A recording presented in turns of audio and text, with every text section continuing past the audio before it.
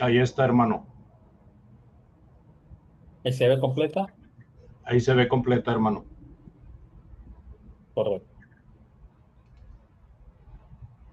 Bueno, muy buenas tardes, estimados hermanos de la plataforma y amigos que nos puedan estar escuchando a través de estos medios masivos de comunicación. Es algo maravilloso que estos medios nos permitan comunicarnos, nos permitan conocer a diferentes personas, aunque sea por oído, saber que han escuchado las lecciones y esto es maravilloso.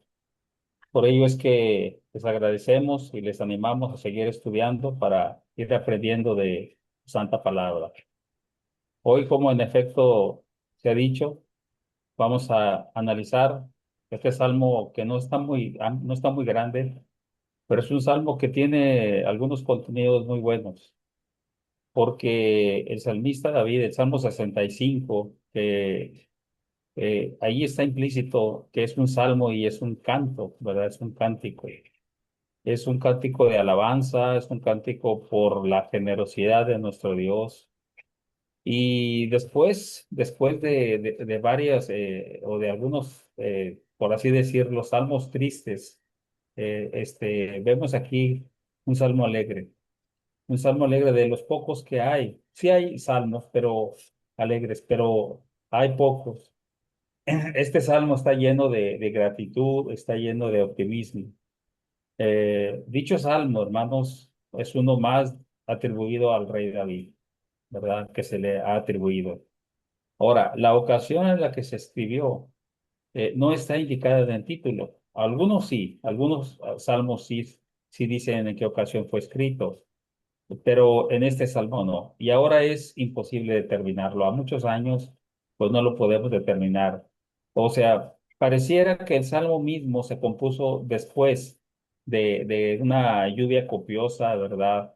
Que, y muy necesaria, que hacía falta por aquellas regiones en aquellos años. O también, ¿verdad? Puede haber sido por una larga sequía cuando la tierra fue nuevamente restaurada o refrescada por las lluvias del cielo.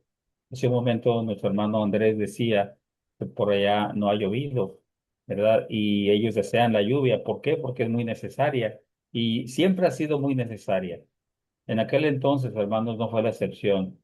Sin embargo, hermanos, el lenguaje es de carácter tan general aquí en este salmo, ¿verdad? Que puede no haber tenido una referencia en particular. Puede ser que no hayamos o no podamos ver esa referencia en particular, decir, bueno, fue creado por esta situación, ¿verdad? Pero puede haber sido, pues, sugerido, como en el Salmo 104, ¿verdad? Por una contemplación general del poder y la beneficencia de Dios, porque durante el Salmo vamos a ver, hermanos, cómo es que Dios responde a su pueblo o a sus escogidos o a los obedientes de su palabra.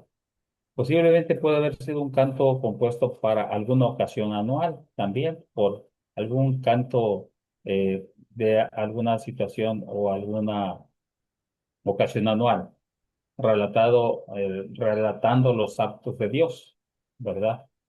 Evidentemente se refiere a alguna solemnidad pública, a quien está referido este canto. Y en este caso, pues no es qué solemnidad más pública puede ser nuestro Padre Celestial, ¿verdad? Ahora, podemos ir avanzando, hermanos, y decir que como introducción podemos hablar así en cuatro puntos generales. Digno es de alabanza. Y eso se puede ver y lo vamos a analizar en el versículo 1, ¿verdad? Donde se le da la alabanza a nuestro Dios, o se le debe dar la alabanza a nuestro Dios. Del 2 al 4 vamos a analizar el perdón de nuestro Dios. Y el 3, hermanos, del 5 al 8, el tercer punto, la respuesta de Dios a través de la naturaleza.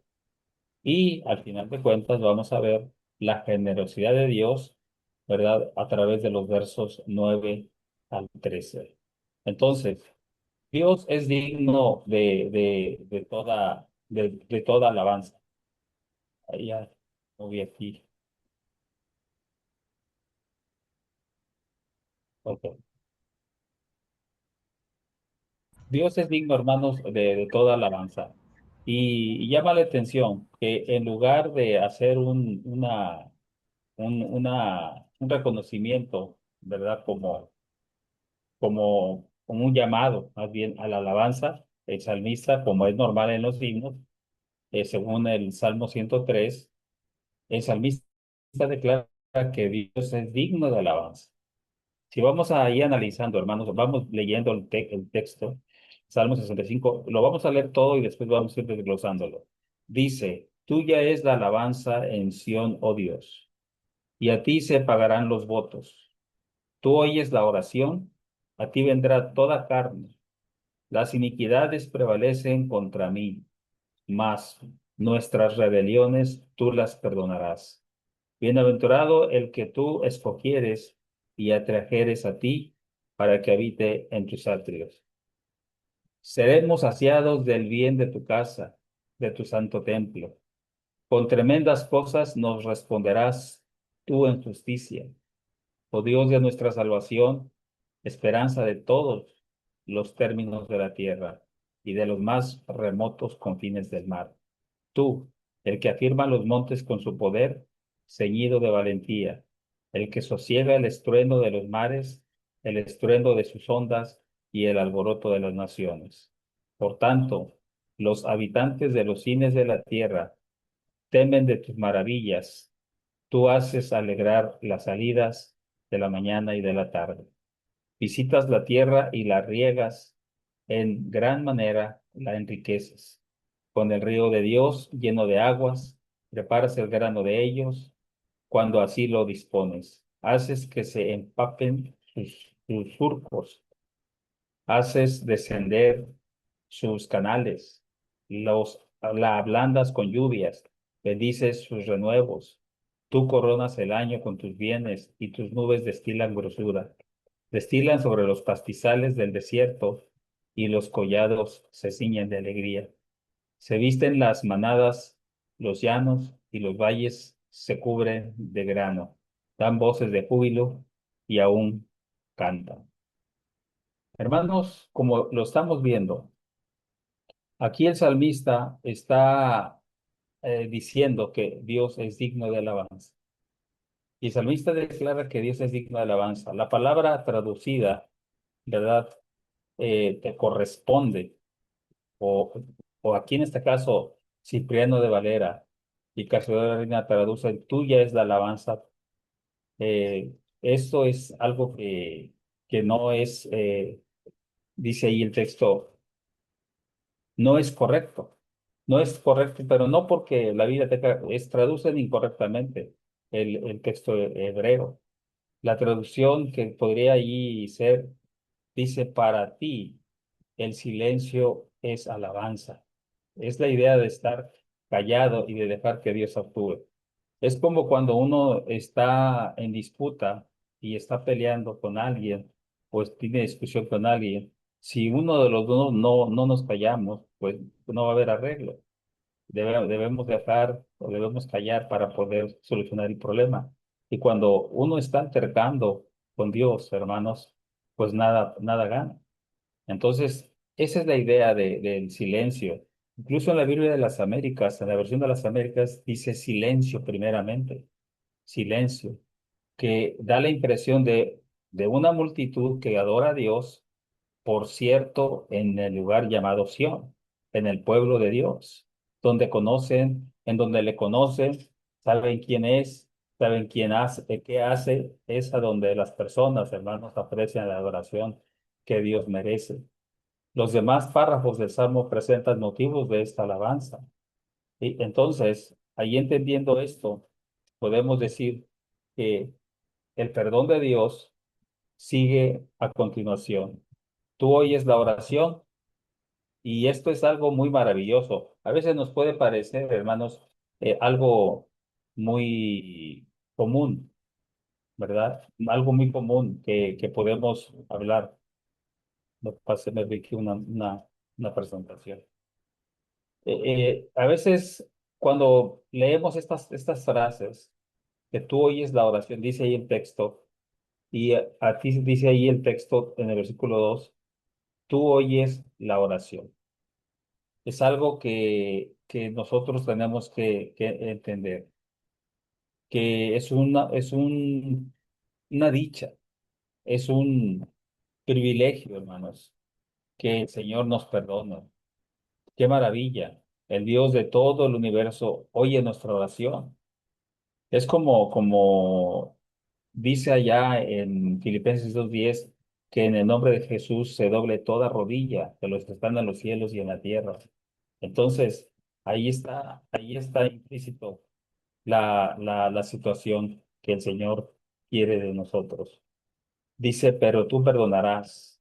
Y todo esto, hermanos, se refiere allí en lo que estamos diciendo, de lo que está diciendo David. Y probablemente el himno fue cantado después de una restauración de comunión con Dios mediante el perdón de pecados.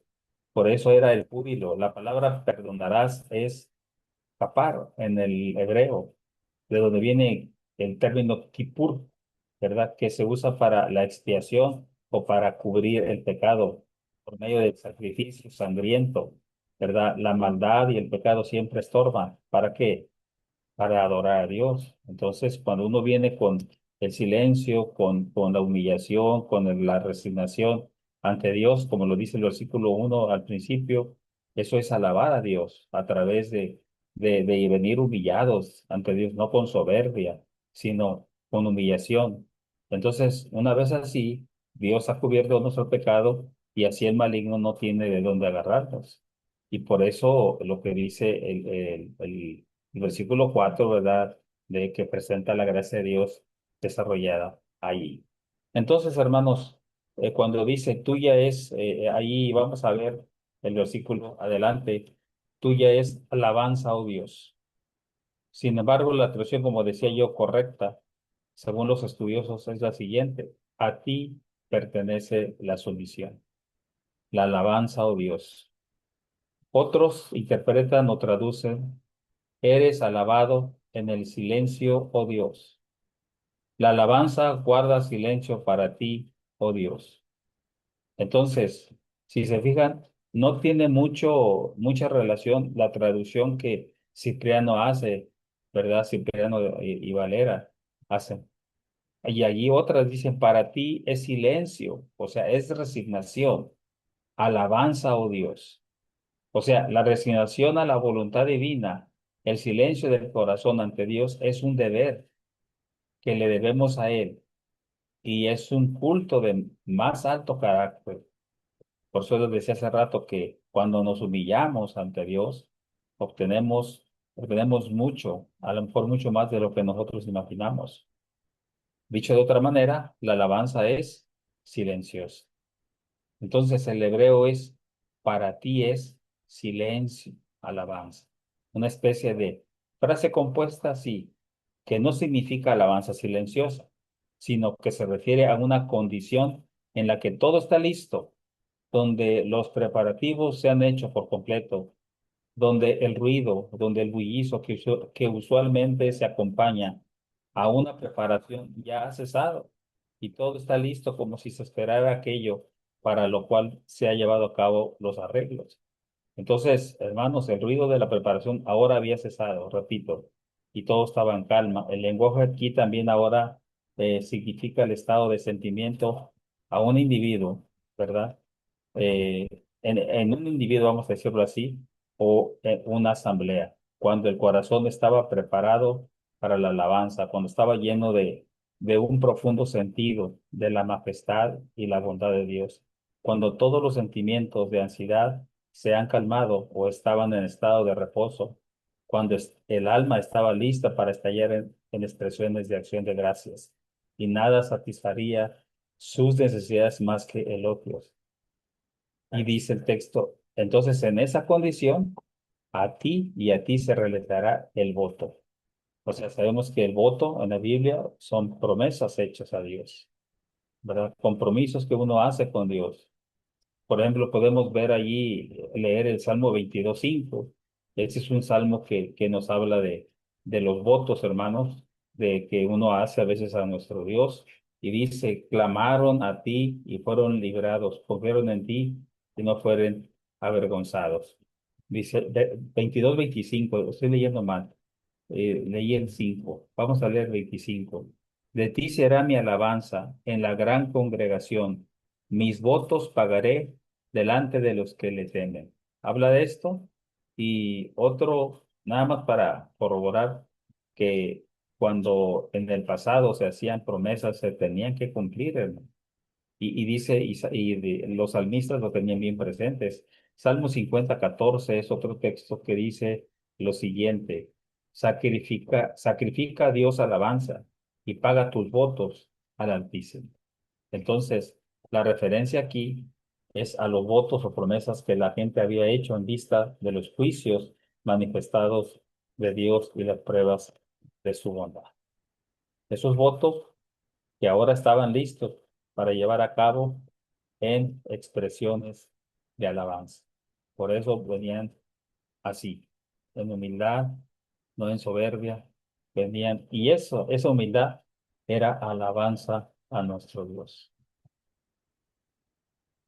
Dice el versículo 2: oh tú que escuchas la oración, ahí, nada más abreviando. Dice, tú oyes la oración, dice, a ti vendrá toda carne. O sea, nada tan aplicado, hermanos, nada eh, eh, aplicado incluso a nuestro Dios. Es más sublime y hermoso que el apelativo o que el calificativo, que Él es un oyente de la oración. Y eso nos anima a nosotros, a que si venimos ante Dios o si estamos ante Dios con una actitud humilde de obediencia, nada en sus atributos es de mayor interés e importancia para el hombre que tengamos la esperanza de que Él nos va a escuchar. ¿Por qué? Porque el texto dice, oh tú que escuchas la oración, quien te has revelado como un Dios que escucha la oración. Una de las características principales de cuya naturaleza es que escuchas la oración. Es como si se dijera de esa manera.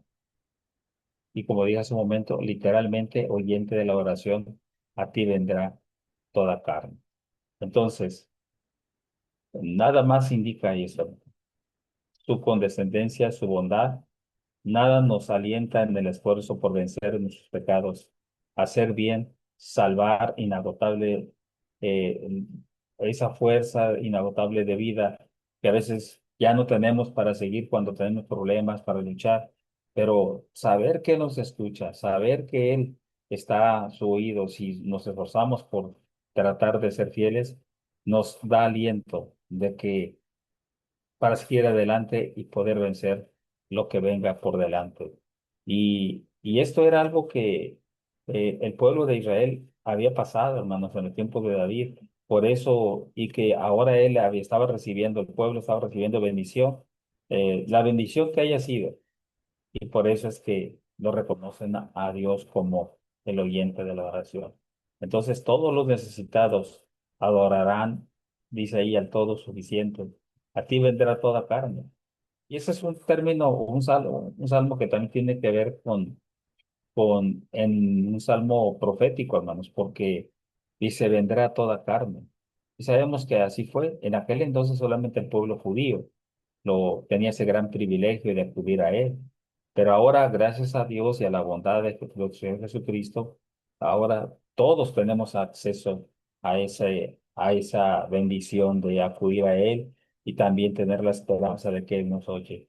Porque Dios es rico, no solamente ahora para unos pocos, sino para todos. Todos a quienes pertenece, a quienes se humillan, todos a quienes vienen a Él de una manera de gratitud, de obediencia, todos aquellos que quieran acercarse a nuestro Dios de una manera, eh, pues, de una manera de resignación, como vimos hace un momento, ¿verdad? Entonces,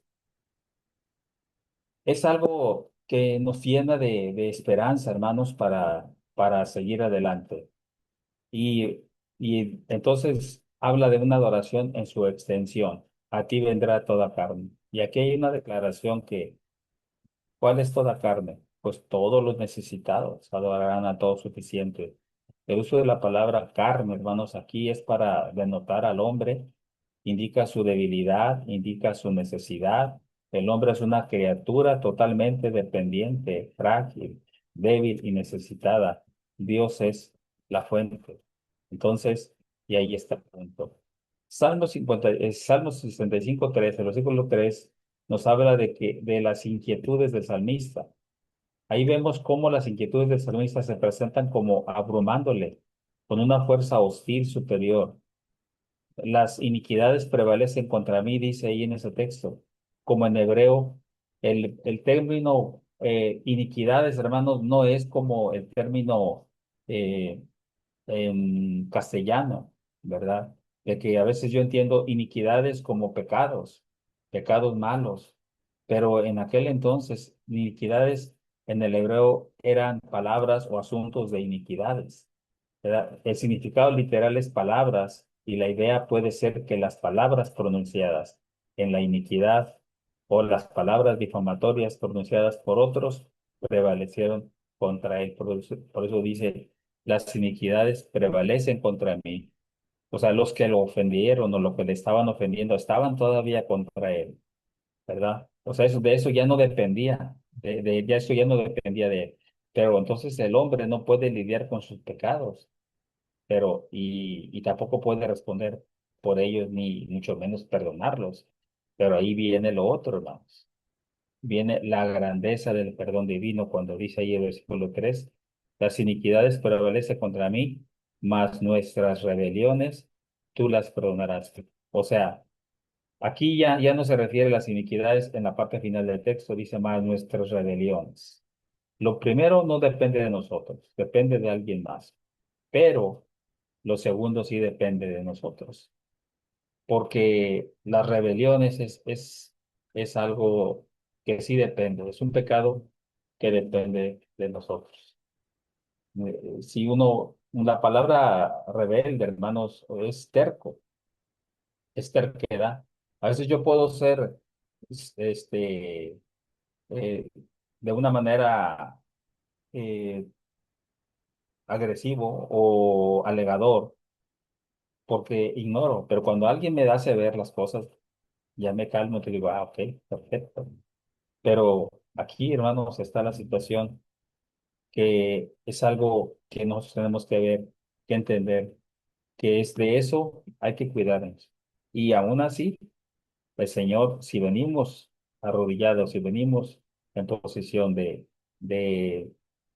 de humildad, entonces Dios aparece. Por eso estaba agradecido con Dios, le daba la alabanza a nuestro Dios. Y el versículo 4, hermanos, dice el texto, bienaventurado el hombre que eliges, la frase, eliges. Es decir, feliz es el hombre o la felicidad del hombre a quien dejas que te permita acercarte a ti. A veces este texto pudiera parecerse que es alguien, Dios es alguien que deja atrás a quien él quiere así, pero eso significa, eso no es así, hermanos. Es todo aquel, Dios permite entrar a cualquiera que, a través de la obediencia y alabanza, como vimos, como lo indica el contexto que ya vimos, hermanos, entonces entramos ahí. La construcción de la frase aquí en hebreo es la misma que en Salmo 1:1. Mire, ¿qué dice Salmo 1:1? Es la misma construcción de la frase. Dice, bienaventurado el varón que no anduvo en consejo de malos, ni estuvo en camino de pecadores, ni en silla de escarnecedores se ha sentado. Este varón era un varón especial. ¿Por qué? Porque estaba, hermanos, estaba tratando o estaba haciendo la voluntad de nuestro Dios. Y esto debemos tener bien claro. Y aquí está la promesa, dice, dichoso, la palabra bienaventurado es dichoso el que tú escogieres. ¿Cómo lo escoge nuestro Dios? Bueno, a través de la obediencia. Nosotros ahora somos escogidos para ser hijos de Dios, no porque Dios nos señale así nada más, de la nada, decir tú eres mi hijo, tú no, no. Tú eres mi hijo porque has obedecido el Evangelio, has obedecido mi palabra, me has escuchado. Entonces, aquí es. Entonces, ¿para qué? Bueno, para, como dice el contexto, para que habite en tus atrios. Es dichoso para que pueda habitar en tus tribunales, como dice el hebreo. Es decir, ya sea temporalmente, con el propósito en ese entonces de adorar, o permanentemente para que te sirva en el santuario. Entonces, eh, la palabra santuario o cortes, hermanos, se refiere adecuadamente al área alrededor del tabernáculo o del templo, ¿verdad? Y no al tabernáculo o templo en sí. La adoración de la gente se ofrecía en esos tribunales y no en el tribunales, dije cortes es tribunales, ¿no? Y no en el tabernáculo o en el templo. Entonces, estaremos satisfechos con la bondad, dice el texto de tu casa. Estaremos satisfechos. La referencia aquí es al tabernáculo o tienda que David creó en el monte Sión y donde se celebró la adoración a Dios antes de que se construyera el templo. Hay que recordar que el Salmo fue escrito en estos tiempos. El templo todavía no existía. Acordémonos que Dios le había dado ese privilegio a, a él para construir el templo, pero debido a sus pecados y todo lo que ya sabemos que pasó, pues vemos que no le dio ese privilegio, sino ese privilegio se le dio a su hijo Salomón. Entonces, el templo todavía no estaba, pero ahí atrios y todo eso se puede referir a, a lo que era alrededor, ¿verdad?, del tabernáculo o tienda que David creó en el monte de Sión. Entonces, en aquel entonces, si alguien obedecía su palabra, o sea, perdón, si alguien le era obediente, si alguien acudía a él, bueno, pues tenía la esperanza de ser, de estar con él, de ser dichoso para estar en su santuario. Ahí vemos, hermanos, ya los demás versículos los vamos a analizar en un grupo, ¿verdad? ¿Por qué? Porque hablan de el poder de Dios. Estos versículos del 65, ¿verdad? Capítulo 65, versículos del 5 al 8, habla de la naturaleza en sí.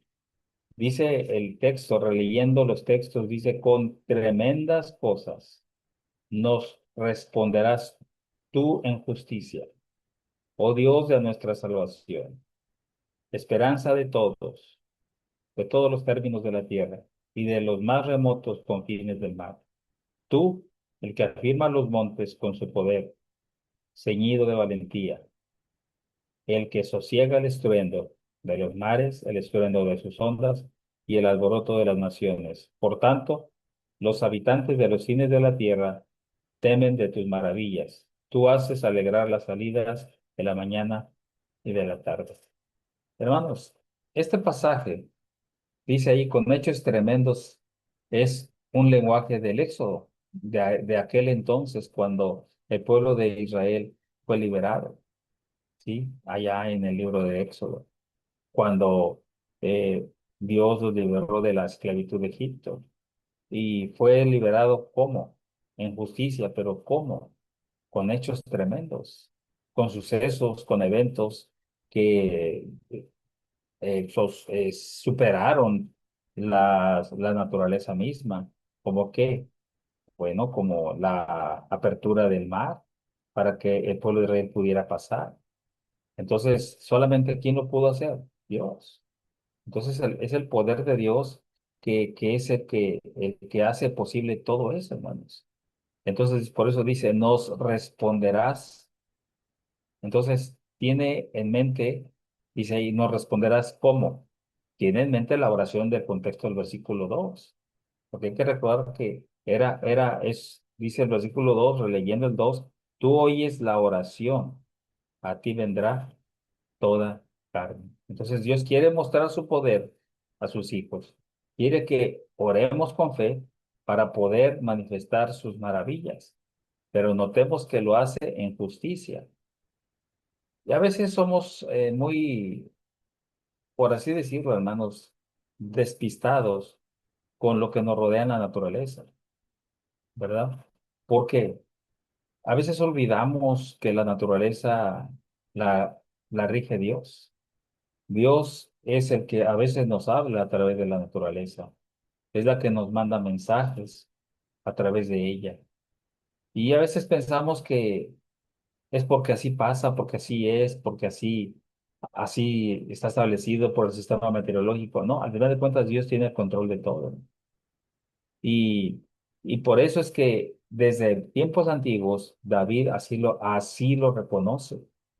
El poder de Dios lo reconoce y dice que el poder de Dios está hasta en la naturaleza misma, hasta en el orden que tiene la naturaleza.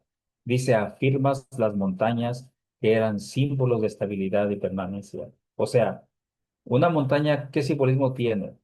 Una montaña, hermanos, nadie la puede mover. Generaciones van, generaciones vienen, nadie las puede mover porque nadie tiene la fuerza para eso. Ahí están permanentemente. Podemos morir, pasar otros 1000 años, 2000, 3000, y ahí están las montañas. Están permaneciendo.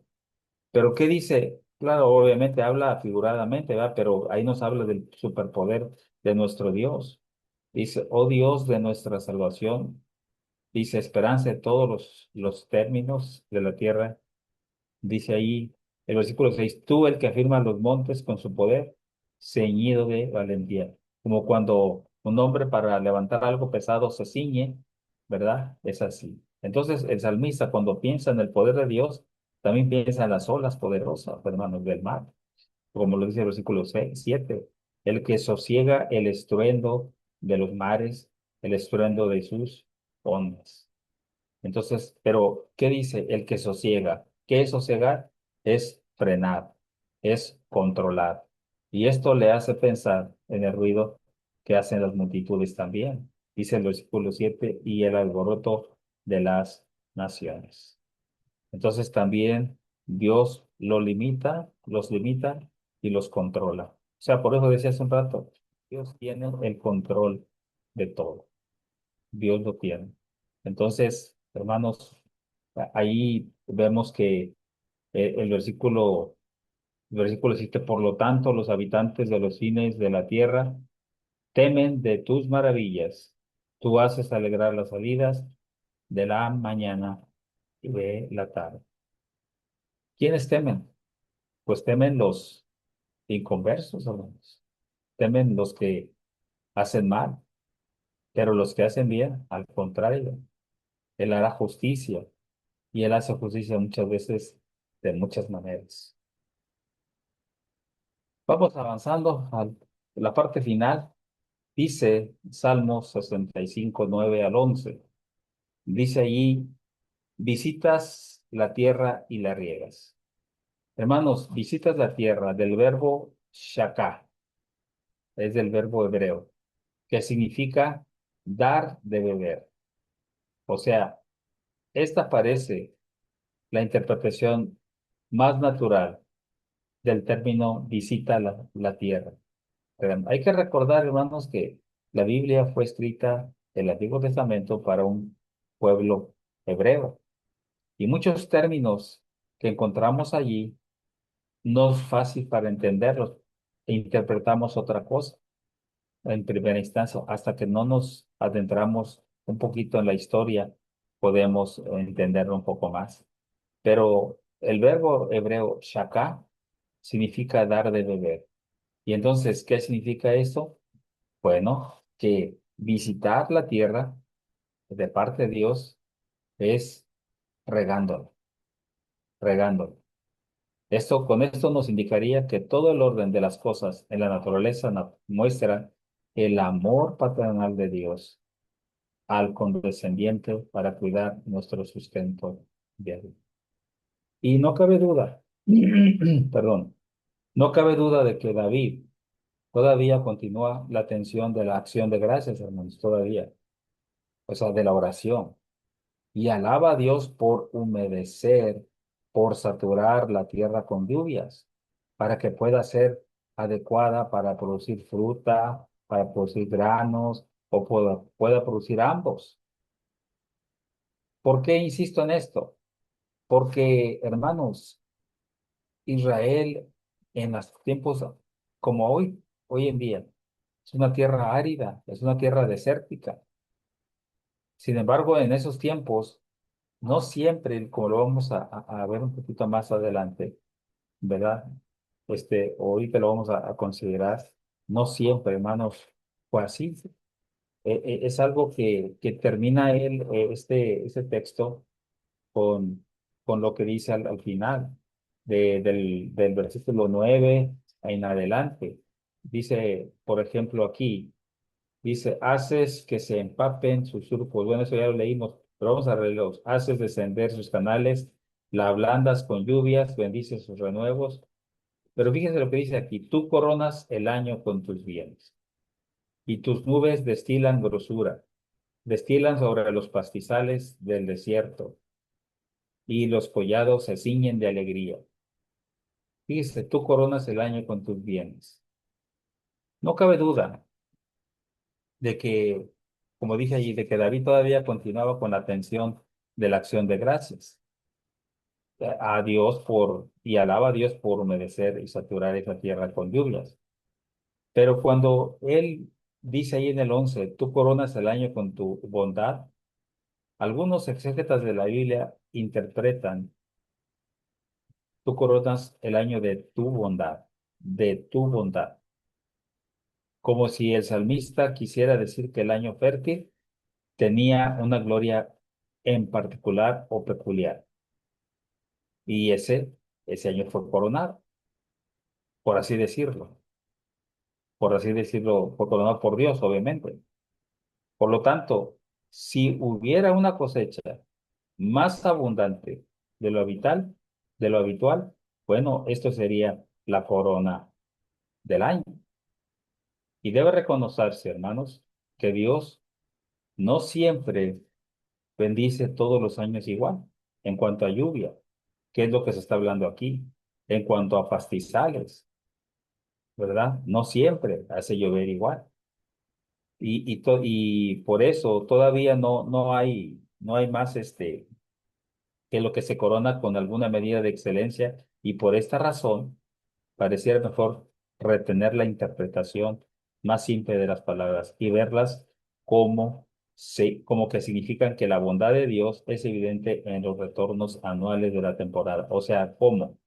Que la bondad de Dios es evidente cada vez que hace llover. No importa que haga de llover más o menos, pero que haga llover. ¿Para qué? Para que haya la semilla y los pastizales puedan surgir, porque pues a través de los pastizales pues el pueblo de Israel podía alimentar a su ganado. No olvidemos que la actividad de la ganadería y de la agricultura el pueblo de Israel vivía, era su principal actividad. Por eso ellos estaban al pendiente de la naturaleza divina para que mandara las lluvias, para que mandara la lluvia tardía, perdón, la temprana y la tardía para eso, para que pudieran ellos cosechar y tener pues el sustento por ese año de comer.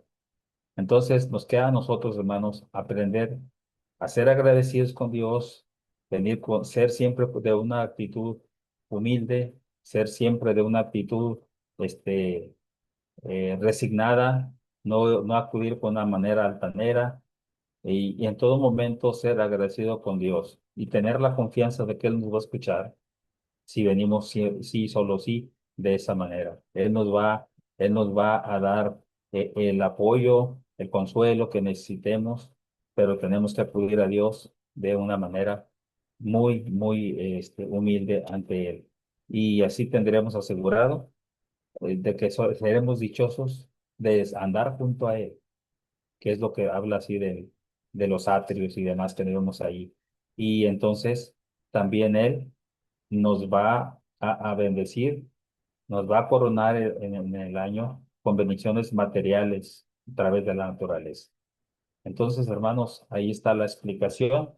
Espero que me haya explicado y aquí voy a parar mi presentación por esta ocasión y que Dios les bendiga a todos por igual, mis estimados hermanos.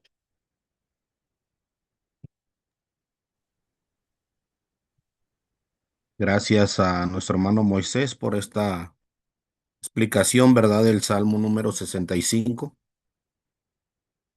un salmo que nos ayuda a comprender la grandeza de nuestro Dios, como lo ha expresado nuestro hermano, ¿verdad? El poder de nuestro Dios, eh, la responsabilidad que tenemos de adorar a nuestro Señor y como la necesidad que también encuentra la humanidad de alcanzar ese perdón de nuestro Dios. Y como lo expresaba nuestro hermano, ¿verdad? Que después, en el Nuevo Testamento, pues ese perdón llega a nosotros a través de nuestro Señor Jesucristo.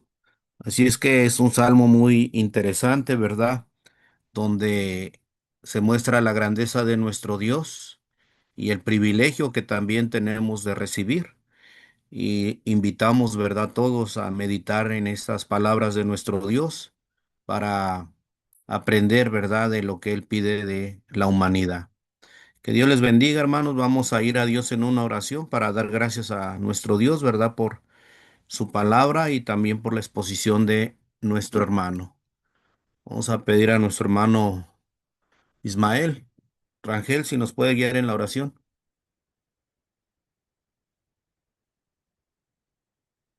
Muy bien, hermanos, vamos a ir en oración.